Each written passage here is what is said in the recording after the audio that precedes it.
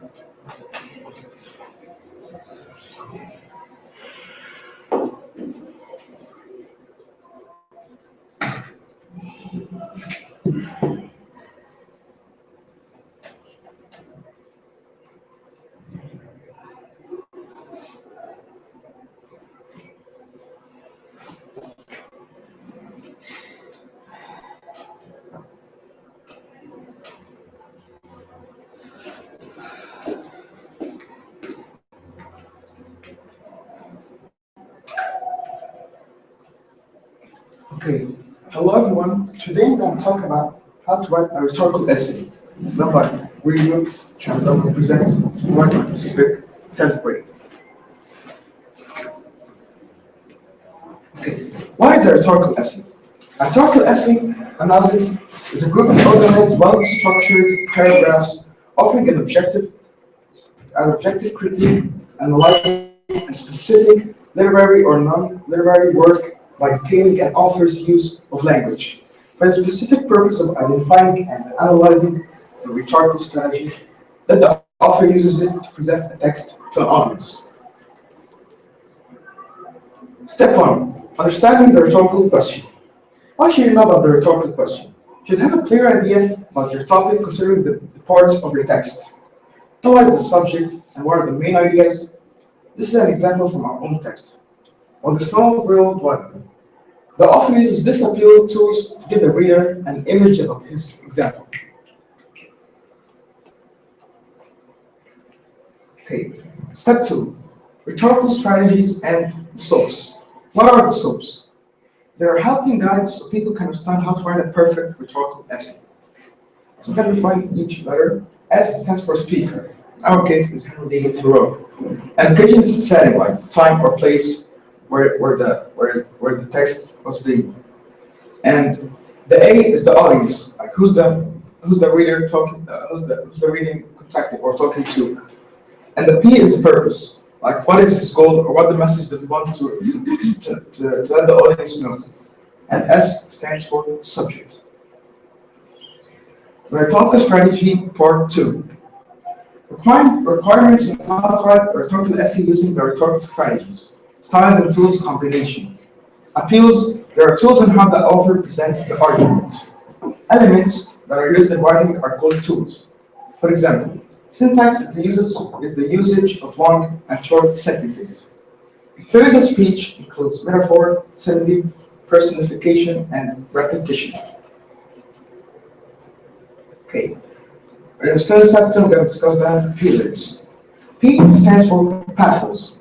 Pathos is the use of stylistic or persuasive elements, such as facts, as word, voice, or appeals to emotion, to add power to ideas expressed. For example, emphasizing with a friend who was a family member. This is an example that can help you understand what pathos is. And E stands for ethos. Ethos is the use of evidence such as facts or examples to support claims.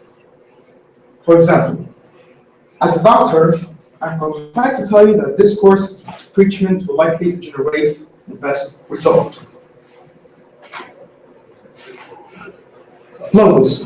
Logos is the use of reasoning to develop ideas and to connect claims with evidence. For example, the data is perfectly clear. The investment has consistently turned a profit year over year, even in spite of market decline in other areas. And I stands for inductive. Inductive is the using of specific cases or facts to draw a general conclusion. For example, all cats that you have observed purr before every cat must purr. And now D stands for deductive. Deductive is using general ideas. For example, elephants have cells in their bodies, and all cells have DNA, so elephants have DNA. S. S stands for syllogism.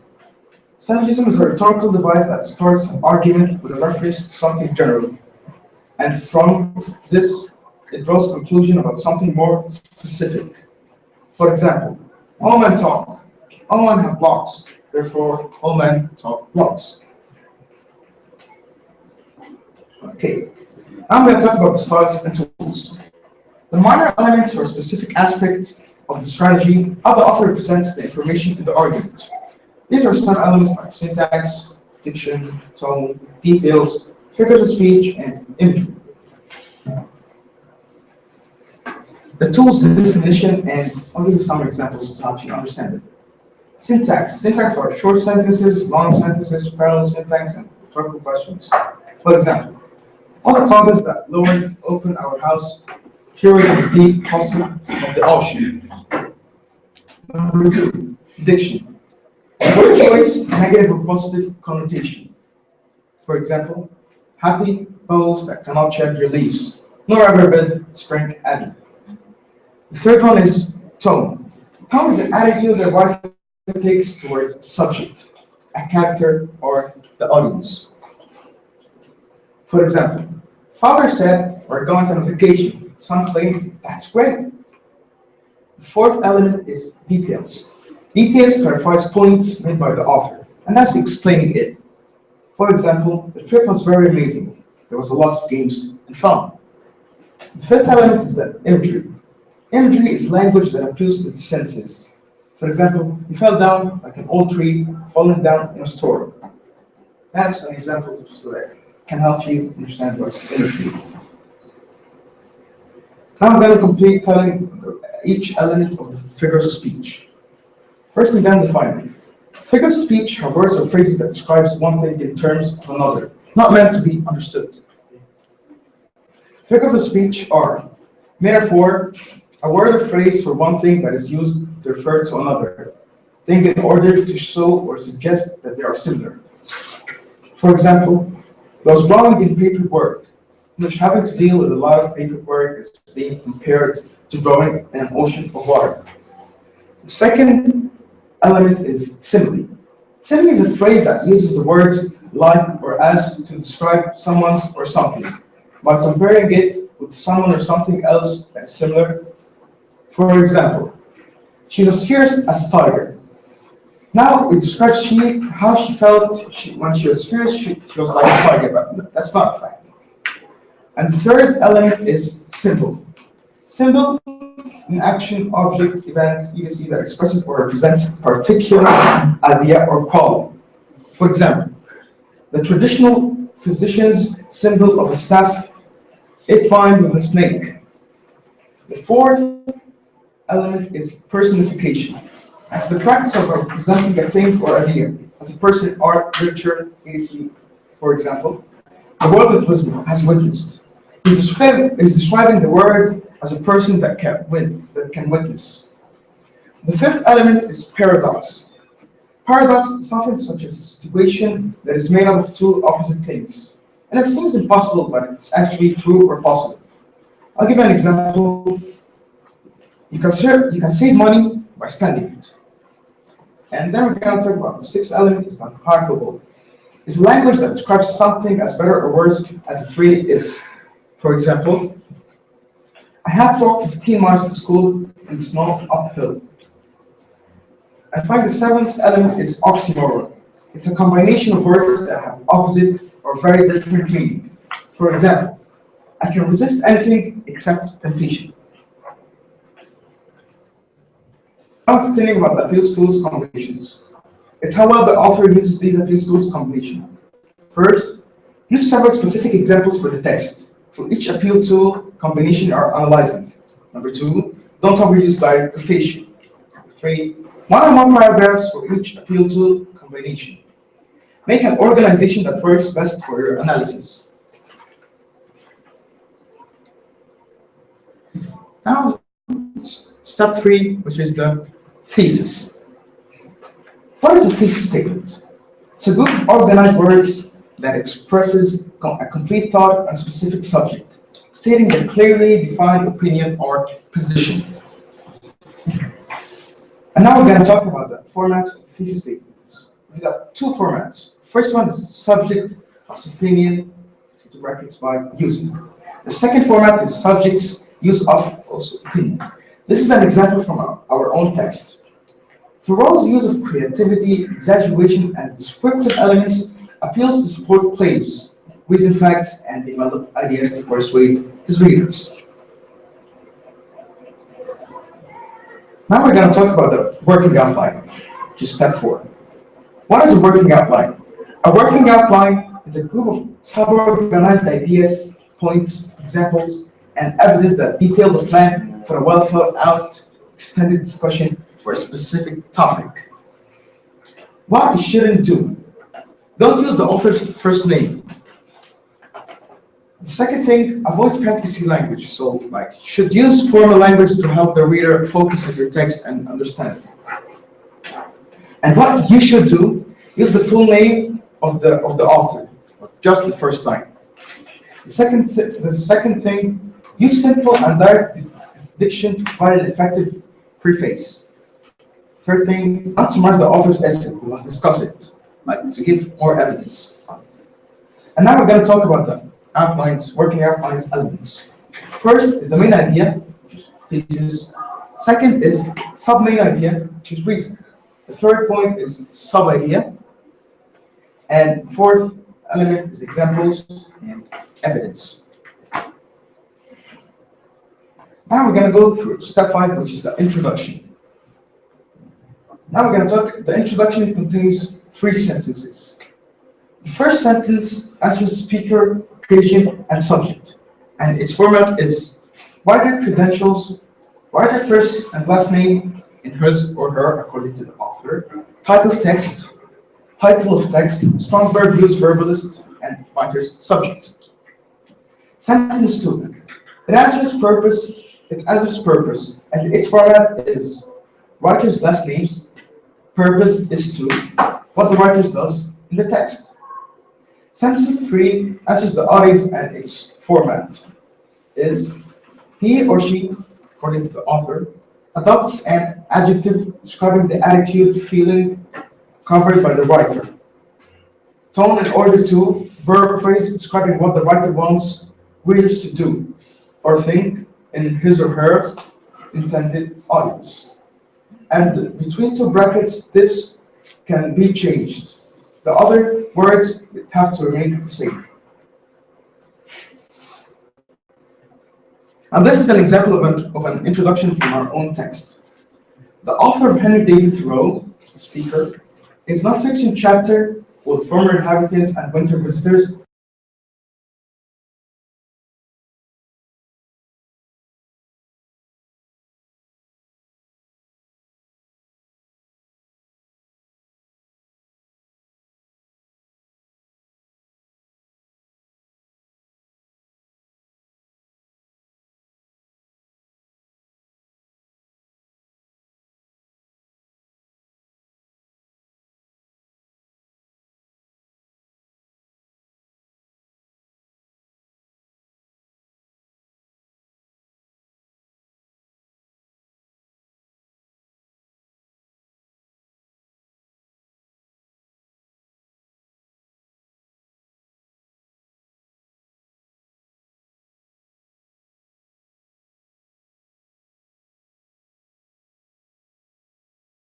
achieve or accomplish his or her purpose for communicating to a particular audience.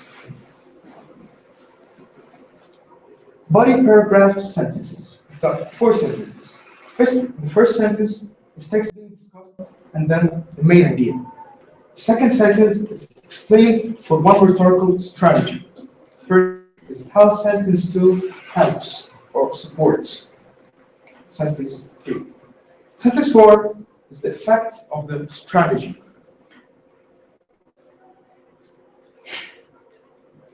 Body paragraph sentences, formats, and its explanation.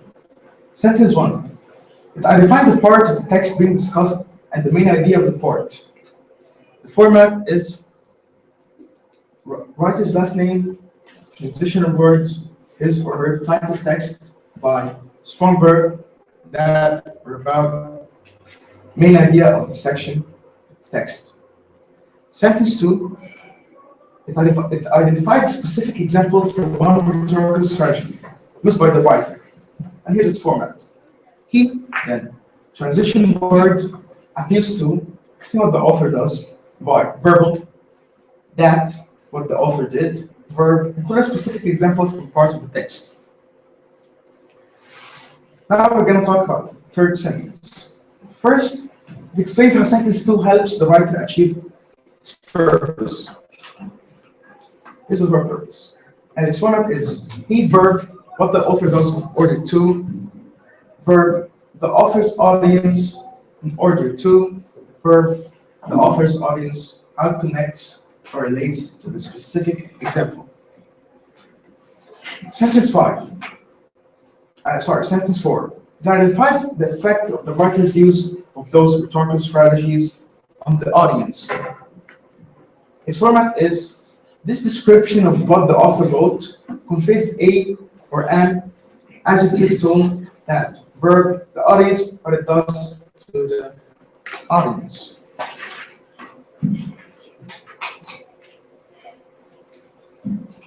Now this is an example from our own text to help you explain what is the body paragraph. Thoreau, in fact, you must use when writing a rhetorical essay. In his nonfiction chapter, by discussing about the main idea is about former inhabitants living in autumn woods. Furthermore, furthermore is another transition word, and you have to make sure after using a transition word you put a comma. Appeals to by describing how the weather affected his house by using details and facts. And this is an example from our text.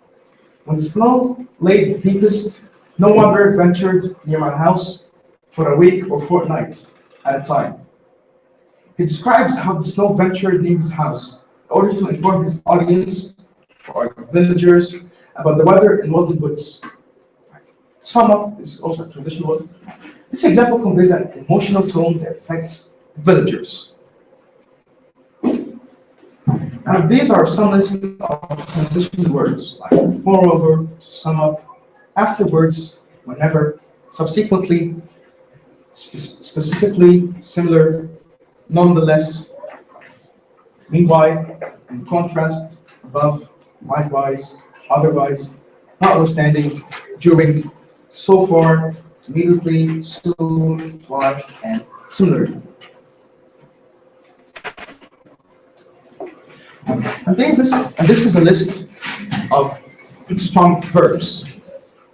First one is, these verbs you must use when writing a rhetorical essay. First one is attack, bash, blast, blush, bolt, bounce, charge, case, chatter, chuckle, cox, lie, conceal, construct, dash, demolish, despise, before, disappear, budge, rain, fling, focus, frown, gallop, glance, float, go.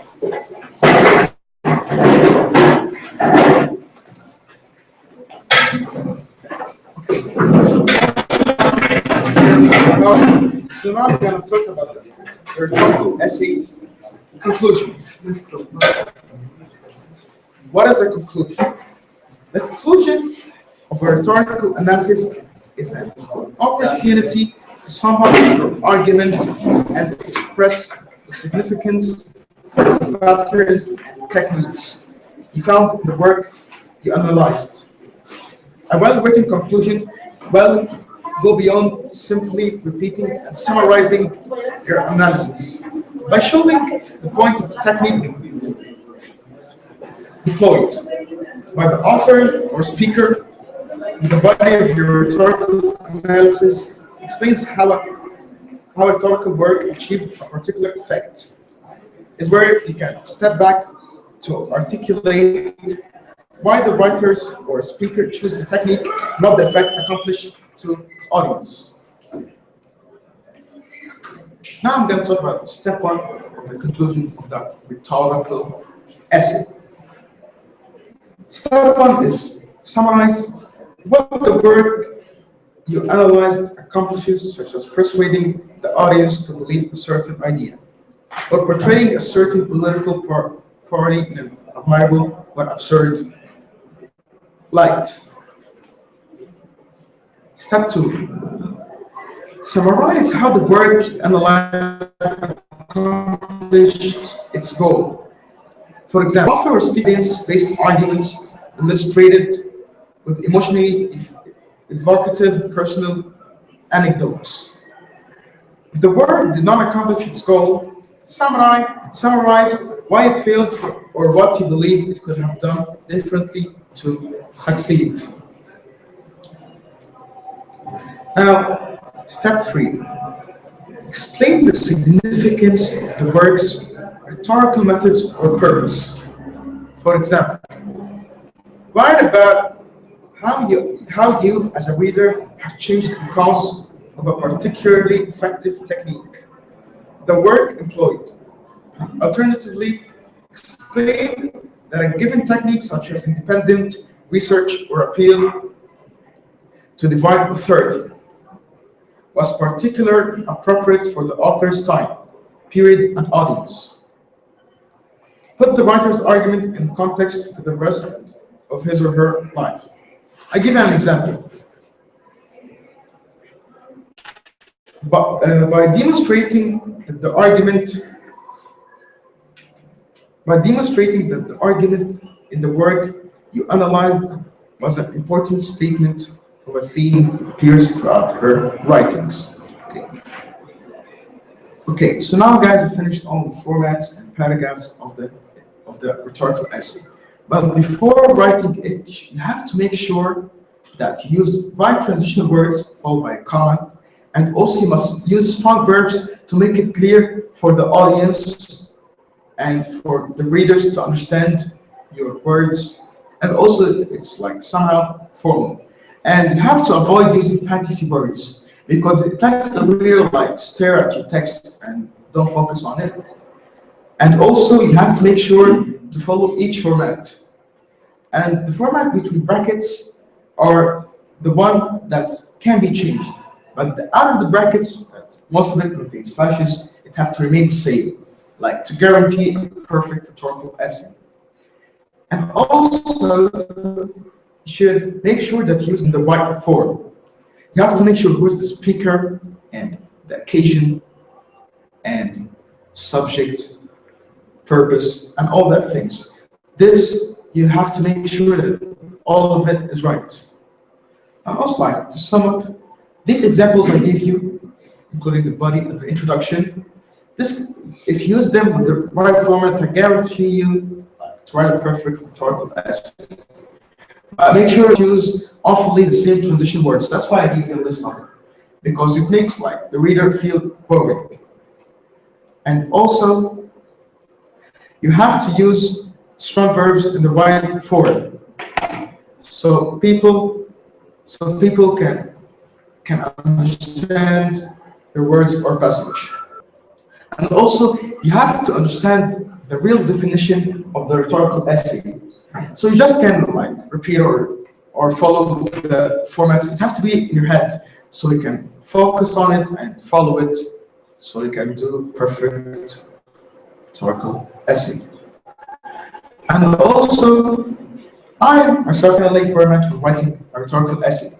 Just on your computer, you can, before printing it, you have to memorize, you have to proofread more than at least 10 times. So make sure it's in the right format, and also have to make sure you use the right strong verbs. You have also to make sure you use right transition words and all that things. And also, you have to make sure it contains words, because as we all know, in the new SAT, the rhetorical essay, like most international universities, requires it. because it improves students' English and improves its grammar, and also improves his or her writing skills. So I recommend all students to follow all the formats in spite of, and also use strong verbs, use the transitional words, and also they must know the definition, like not just only to follow it. You have also to understand it, so you can follow it like without memorizing its format. And also, you have to memorize all types of soaps. This will help you. This is going to be very helpful to help you when you're writing an essay, and including in the body paragraph. Like to make this, you must write at least, or from 30 bodies to 40 body paragraphs. Like so, you can, and make sure the sentence 2 in body paragraph, like it's somehow also a sentence 1. This can be repeated in your essay, so it can help you like put more words, not to get confused. And the introduction and the conclusion will remain the same. But in introduction, there's graphic, you can use them. There are more than this format. It can help you, or you have to choose the most suitable format for you.